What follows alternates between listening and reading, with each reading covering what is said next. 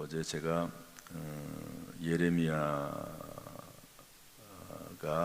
바룩을 통해서 기록한 말씀을 면도칼로 찢고 불태웠던 왕이 있다고 그랬었죠. 시드기야 왕이 아니고 여호야김 왕입니다. 여호야김. 이 당시에도 김씨가 있었나 봐요. 여호야김 왕입니다. 오늘 예레미야 37장부터 42장 말씀인데요. 먼저 전체적인 흐름만 좀 설명하겠습니다. 32장은 느부갓네살 왕이 바벨론의 왕이죠.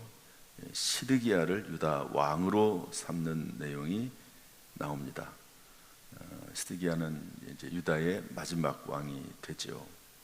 어제 말씀드린 대로 눈이 뽑혀서 쇠고랑에 채워서 끌려가서 감옥에 갇힌 사람, 시드기야입니다. 그리고 37장 뒷부분에 가면 예레미야가 이제 감옥에 갇힙니다. 문지기의 우두머리인 이리야라고 하는 사람이 고관들에게 얘기해서 고발한 거죠. 내용은 뭐냐면 항복하라고 한다. 바벨론 왕에게 항복하라고 한다. 그래서 우리의 사기를 다 꺾어놓는다. 이 나라 군인들과 백성들의 사기를 다 꺾어놓는다. 그래서 고관들이 데려다가요 때려가지고 요나단의 집 웅덩이에 가둡니다. 이런 내용이 나오고요. 38장으로 넘어가면 예레미야가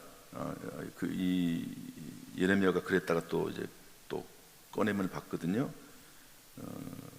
시드기야 왕이 꺼내줍니다.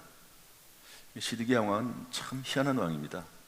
예레미야에게 잘해줬다가 또 예레미야를 못해주기도 하고 이렇게 늘 이렇게 마음이 왔다 갔다 하는 왕이에요. 시드기야 왕이 부하들, 신하들의 말을 들으면, 높은 관리들의 말을 들으면 또 그대로 했다가 또 다른 사람이 또 이렇게 얘기하면 또 그렇게 얘기하고, 어쨌든 시드기야 왕을 꺼내주고 성전들에 두고 매일 떡 한 개씩을 줍니다. 그러다가 예레미야가 다시 웅덩이에 갇히죠. 그 유다의 고관들이 와가지고 시드기야 왕에게 이야기합니다. 이 예레미야가 재난을 구하고 그래서 우리나라에 사기를 떨어뜨리고 희망을 얘기하지 않는다고. 좋은 말이긴 하지요. 예레미야는 희망을 얘기하지 않습니다. 나중에 희망을 얘기하지 지금은 희망이 없다, 소망이 없다, 항복해라 이렇게 얘기하거든요. 그래서 고관들이 얘기하니까 본인이 풀어줘 놓고요 또 가둡니다. 그럴 때 38장 후반절에 보면 에벳 멜렉이라는 사람이 나타나요. 왕궁 내시 구스인인데 한번 따라서 할까요? 에벳 멜렉. 예레미야가 갇혔다는 얘기를 듣고요 시드기야 왕에게 찾아가서 건의합니다. 꺼내주도록. 저기 갇혀 있다가는 예레미야가 죽습니다. 너무 아주 험악한 감옥에 가뒀던 것 같아요. 죽습니다. 그랬더니 또 꺼내줘요. 또 시드기야 왕이. 그래서 가뒀다, 또 풀어줬다, 가뒀다, 풀어줬다 이렇게 합니다. 이 시드기야 왕이 예레미야에게 물어봅니다. 그랬더니 예레미야가 미리 다짐을 받아요. 내가 어떤 말을 하든지 간에 왕이 나를 죽이지 않겠습니까? 죽이지 않겠다. 그러니까 말을 하죠. 이 나라는 망할 겁니다. 시드기야 왕 당신은 바벨론 느부갓네살 왕에게 항복하십시오. 그러면 당신과 가족들이 살 겁니다. 그렇게 얘기했거든요. 그러니까 시드기야 왕이 기분이 나빴는지 또 가둬요. 그래가지고 약속을 또 어기고, 그래서 계속해서 왔다 갔다 합니다. 이 시드기야 왕. 물론 상황이 참 어려운 상황이죠. 주변에는 애굽이라고 하는 강대국, 또 바벨론이라고 하는 그런 나라, 계속 중간에 끼어가지고 엄청난 고생을 합니다. 그래서 왔다 갔다 하긴 해요. 그런데 선지자인 예레미야는 계속 이 나라가 망할 것이다. 그 왕 입장에서 좋은 얘기겠습니까? 그래서 이제 고민하고 갈등하는 왕. 그러다가 결국에는, 결국이 중요하잖아요. 히스기야 왕은 결국에는 승리하는데 시드기야 왕은 결국 망합니다. 그 차이가 있죠. 39장에 넘어가면 드디어 예루살렘이 멸망합니다. 함락되죠. 느부갓네살 왕이 와서 넘어뜨리고, 그때 왔던 군대 사령관이 느부사라단입니다. 느부갓네살, 느부사라단, 신 이름입니다. 느부라고 하는 말이 이 바벨론의 대표적인 신인데요. 그래서 느부갓네살, 느부사라단. 어떤 사람은 이 느부갓네살 왕을 어린 왕이라고, 4살밖에 안 됐다고 그렇게 유머로 하는 분들이 있는데, 어쨌든 이름을 기억하기는 쉽습니다. 느부갓네살. 그리고 나서 예레미야가 석방됩니다. 그리고 예레미야가 갇혔을 때 시드기야 왕에게 건의해서 꺼내줬던 에벤멜렉, 아까 같이 했죠. 에벤멜렉은 그 어려운 때에요, 구출을 당합니다. 그런 내용이 나오고, 40장으로 넘어가면 이 느부갓네살 왕의 군대 장관인 느부사라단이 예레미야를 풀어줍니다. 예레미야 모든 고관들, 또 똑똑한 사람들, 귀족들 다 잡아가거든요. 선지자들을 포함해서 다 잡아갑니다. 그런데 바벨론으로 예레미야를 끌고 가다가 풀어줍니다. 양식과 선물을 줍니다. 예레미야에게. 예레미야가 어쨌든 이게 이 바벨론의 입장에서는 바벨론이 승리할 거다, 이길 것이다라는 얘기를 계속 했으니까 양식과 선물을 주고 풀어주죠. 느부갓네살 왕이 그다랴라고 하는 사람을 유다 총독으로 세웁니다. 이제 왕을 이제 폐위시켰으니까 총독, 우리나라 일본이 지배할 때 우리나라에게 총독을 파송했듯이 이제 그다랴라고 하는 유다 총독을 세우고요. 그리고 나서 이제 포도주와 여름과일을 조공으로 계속해서 이제 바칩니다. 나라가 멸망하면 그 나라가 멸망해가지고 뭐 다 황폐화 됐는데 계속해서 또 조공을 바치게 되는 것이죠. 이 나라가 망하면 참 고통을 당합니다. 백성들이. 우리나라 일본에 이렇게 지배를 당했을 때 뭐 이름도 바뀌지 않습니까? 모든 뭐 놋수저, 놋젓가락 다 뺏기지 않습니까? 그런 것처럼 이제 수탈을 당하게 되는 거죠. 요하난이라고 하는 사람이 그다랴에게 건의합니다. 이스마엘이 당신을 죽이려고 합니다. 건의를 하는데 안 들어요. 41장으로 넘어가서 이스마엘이 그다랴 총독을 죽이고 이스마엘은 애굽으로 도망갑니다. 42장으로 넘어가면 요하난과 백성들이 예레미야에게 탄원하죠. 기도해서 이제 애굽으로 피신하기 전에 우리 갈 길을 좀 알려달라. 순종하겠다. 그러니까 이제 총독을 죽이고 바벨론의 그 후환이 두렵지 않습니까? 도망을 가려고 하는데 애굽으로 갈까요 말까요? 이렇게 예레미야에게 물어봐요. 무슨 말을 하든지 간에, 그렇게 표현이 되어 있습니다. 무슨 말을 하든지 간에 우리가 순종할 테니까 하나님에게 기도해서 우리가 애굽으로 들어가야 될지 말아야 될지 알려달라고 이야기를 합니다. 그 예레미야가 기도해요. 10일 동안 기도하다가 뭐라고 말을 하냐면 애굽으로 가지 말라, 이렇게 얘기해요. 애굽으로 가면 잠시는 편할지 모르지만 애굽도 망할 것이다. 그래서 너희와 너희 가족 다 멸망할 거니까 가지 말라, 이렇게 얘기를 합니다. 그러면서 동시에 예레미야가 뭐라고 말하냐면 그러나 너희들은 가지 않을 것이다. 나에게 찾아와서 무슨 말을 하든지 간에 순종하겠다고 했는데 사실은 그 말이 거짓말이었다. 마음은 그렇지 않은데 입으로만 그렇게 말한 것뿐이다라고 놀랍게도 예레미야가 그렇게 이야기를 합니다. 실제로 요하난과 그를 따르는 백성들이 애굽으로 들어가거든요. 들어갈 때 예레미야도 끌고 갑니다. 예레미야는 데리고 모시고 가는 게 아니라 끌고 가요. 끌고. 그렇게 하는 내용이 오늘까지의 내용입니다. 오늘 말씀 속에서 몇 가지만 좀 살펴보겠습니다. 교훈들을 우리 37장 26절 말씀 다 같이 보겠습니다. 37장 26절 37장 26절 다 같이 한번 읽어보겠습니다.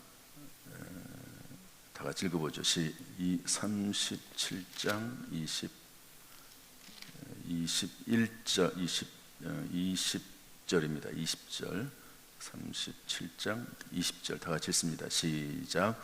내 주 왕이여, 이게 이제 청하건대 내게 들으시며 나의 탄원을 받으사 나를 서기관 요나단의 집으로 돌려보내지 마옵소서. 내가 거기에서 죽을까 두려워하나이다. 요나단의 집이 감옥이 있는 곳이거든요. 이 집을 감옥으로 만든 것 같아요. 그런데 그 감옥이 웅덩이에 가두는 감옥입니다. 우리로 말하면 우물 같은 거거든요. 우물 같은 데다가 던져넣어버리고 문을 위를 딱 닫아버리는 거예요. 그 좁은 데서 빛도 들어오지 않는 컴컴한 곳, 그 웅덩이에 갇혀서 지내는 게 얼마나 예레미야가 고통스러웠던지 풀려났을 때 왕에게 나를 그곳으로 보내지 마십시오. 죽을까 두려워나이다. 정말 너무너무 힘듭니다. 죽을 것 같습니다. 보내주지 마십시오. 그렇게 이야기를 하는 것을 볼 수 있습니다. 사람마다 느끼는 것은 다 다르죠. 그런데 요나단은 감옥에 갇힐 때 죽을 것 같다 그랬습니다. 우리 아가서 강의할 때 기억나십니까? 술람미 여인이 솔로몬이 찾아왔는데 거절을 하잖아요. 그리고 솔로몬이 떠나가지고 이제 나중에 후회하고 찾아가지만 안 보였을 때 이제 그런 표현을 합니다. 내가 내 혼이 떠나갔다, 이게 죽을 정도가 됐다, 그렇게 표현을 했는데요. 그런 일들이 있는 거죠. 예레미야는 워낙 그런 일이 많아가지고 매도 많이 맞고 감옥에도 갇히고 뭐 엄청난 고난을 당합니다. 그러면서도 하나님의 말씀을 증거하는 사명을 감당합니다. 저나 여러분이나 뭐 이 정도까지는 아니겠죠, 예레미야처럼. 그러나 어려운 일이 있을 수가 있습니다. 살다 보면 그럴 때도 있지요. 그럼에도 불구하고 우리에게는 감당해야 될 사명이 있는 줄로 믿습니다. 영원한 하나님의 나라에 들어갈 때까지는 영원한 안식은 없습니다. 그렇다고 해서 뭐 평생 죽을 때까지 고생만 하는 건 아니라고 봅니다. 욥이 얼마나 큰 고난을 당했습니까? 그러나 그 고난을 잘 이겨나고 난 다음에는 하나님께서 죽을 때까지 평안을 주시지 않습니까? 우리의 삶 가운데 혹시 어려움이 있다 할지라도 하나님의 테스트라고 생각을 하고 잘 이겨내는 저와 여러분 될 수 있기를 주님의 이름으로 축복합니다. 매일매일 뭐 여러분이나 저나 같이 기도하지 않겠습니까? 교회가 평안하여, 성도들이 평안하여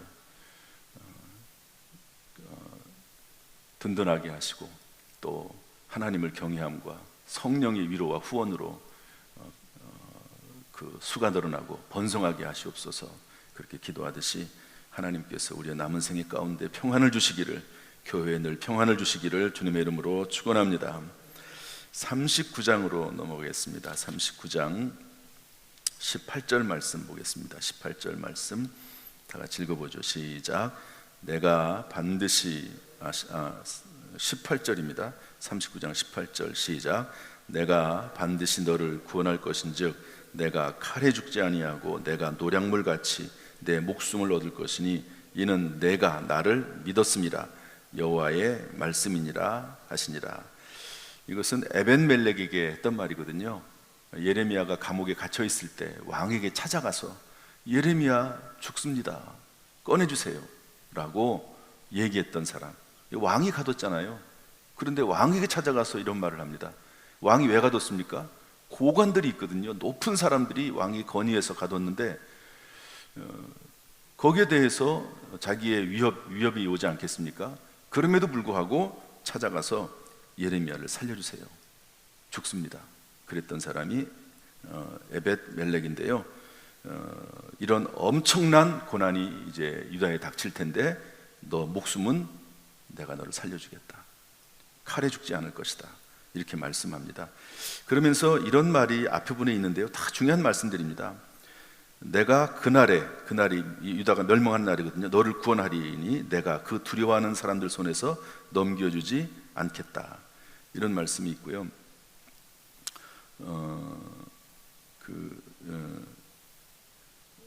내가 노량물 같이 내 목숨을 얻을 것이니, 노량물을 취할 때 이렇게 막 엄청나게 그 노량물을 전쟁에서 이길 때 취하잖아요. 그런 것처럼 하나님께서 너를 살려주겠다, 목숨을 그렇게 얻게 하겠다 이렇게 말씀하고 있습니다. 그 이유가 뭐냐? 이는 내가 나를 믿었습니다 이렇게 되어 있습니다. 우리 행동의 기준은 하나님을 향한 믿음에서 나와야 된다.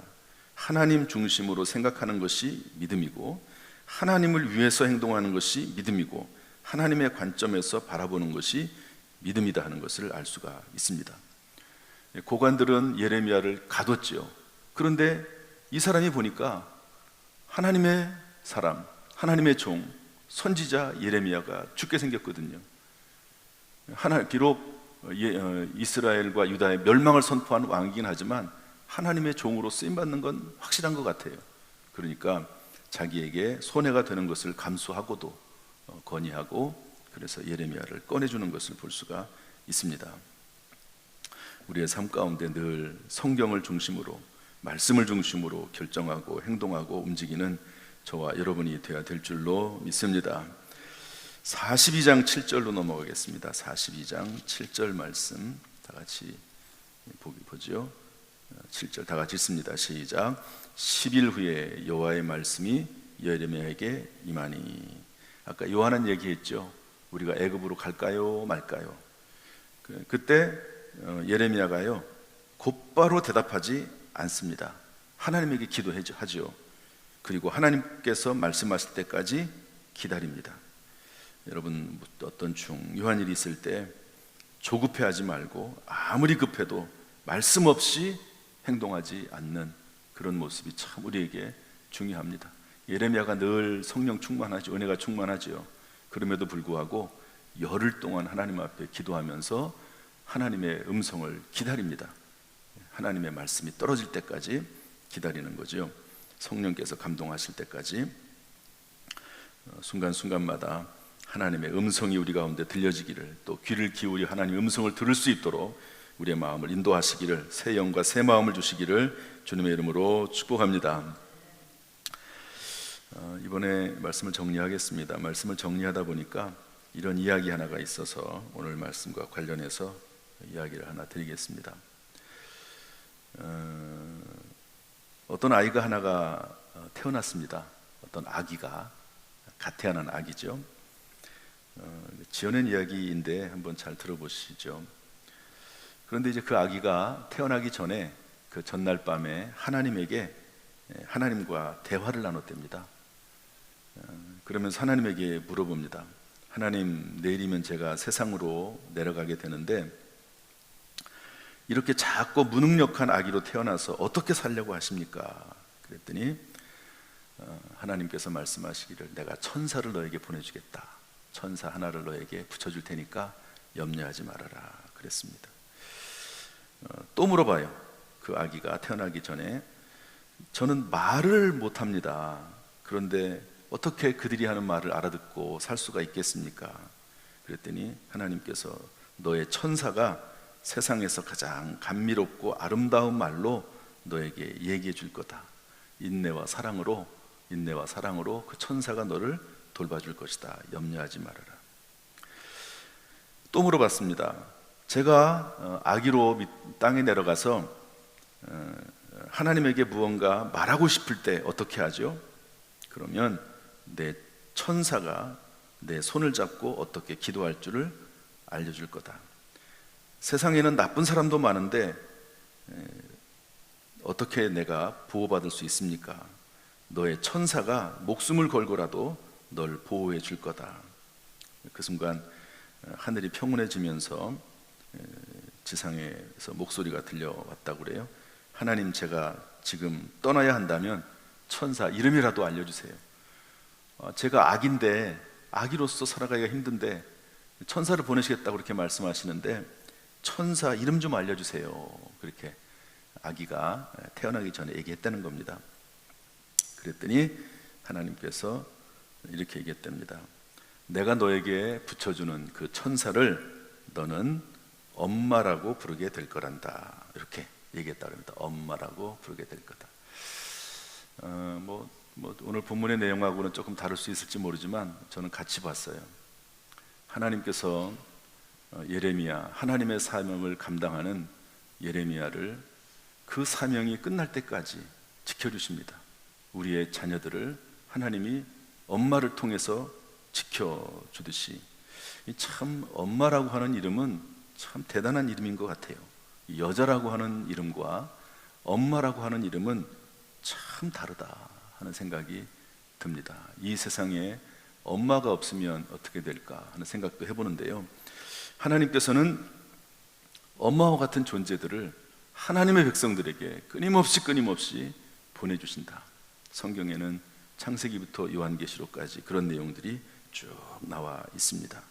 예레미야가 감옥에 갇혔을 때, 죽을 정도로 힘든 감옥에 갇혔을 때 에벤멜렉을 통해서 구원해 주셨듯이, 오늘날도 하나님께서 저와 여러분을 구원하시고 은혜 베풀어 주시고 도와주시고 함께 하시는 줄로 믿습니다.